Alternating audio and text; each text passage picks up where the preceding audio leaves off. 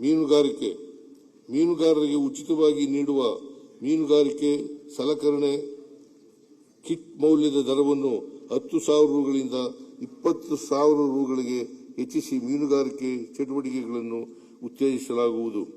ಜೈವಿಕ ತಂತ್ರಜ್ಞಾನದ ಉದ್ಯಮಗಳು, ನವೀನ ತಂತ್ರಜ್ಞಾನದ ಅಭಿವೃದ್ಧಿ ಮತ್ತು ಸಮುದ್ರ ಕೃಷಿಯನ್ನು ಪ್ರೋತ್ಸಾಹಿಸಲು ಮಂಗಳೂರು ಮೀನುಗಾರಿಕಾ ಮಹಾವಿದ್ಯಾಲಯದಲ್ಲಿ ಸೆಂಟರ್ ಫಾರ್ ಎಕ್ಸಲೆನ್ಸ್ ಸ್ಥಾಪಿಸಲಾಗುವುದು.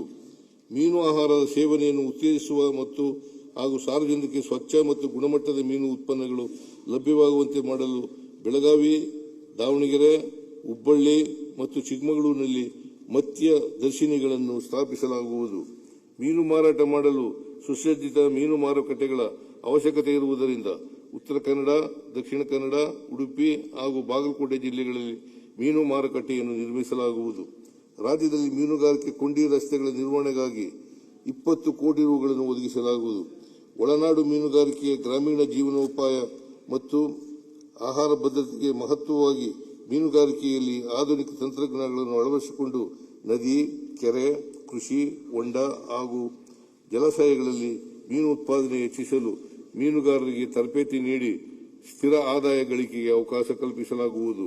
ಸಹಕಾರ 2025-26ನೇ ಸಾಲಿನಲ್ಲಿ 37 ಲಕ್ಷ ರೈತರಿಗೆ 28,000 ಕೋಟಿ ಸಾಲವನ್ನು ವಿತರಿಸುವ ಗುರಿ ಹೊಂದಲಾಗಿದ್ದು, ಫೆಬ್ರವರಿ 26ರ ಅಂತ್ಯಕ್ಕೆ 25 ಲಕ್ಷ ರೈತರಿಗೆ 22,000 ಕೋಟಿ ಸಾಲವನ್ನು ವಿತರಿಸಲಾಗಿದೆ.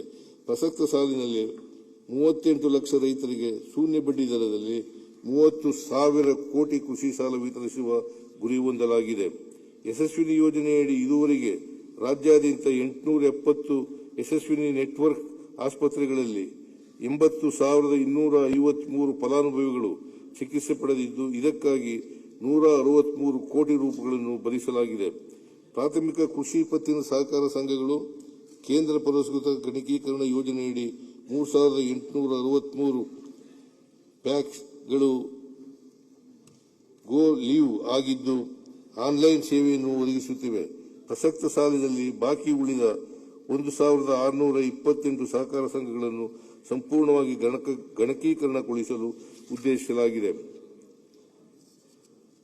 ಸಹಕಾರ ಸಂಘಗಳ ನಿಬಂಧಕರ ಹಂತದಲ್ಲಿ ವಿವಿಧ ಸೇವೆಗಳನ್ನು ಜನಸಾಮಾನ್ಯರಿಗೆ ಸುಲಭವಾಗಿ ಒದಗಿಸಲು ದತ್ತಾಂಶವನ್ನು ಆನ್ಲೈನ್ನಲ್ಲಿ ನಿರ್ವಹಿಸಲು ಕ್ರಮವಹಿಸಲಾಗುವುದು.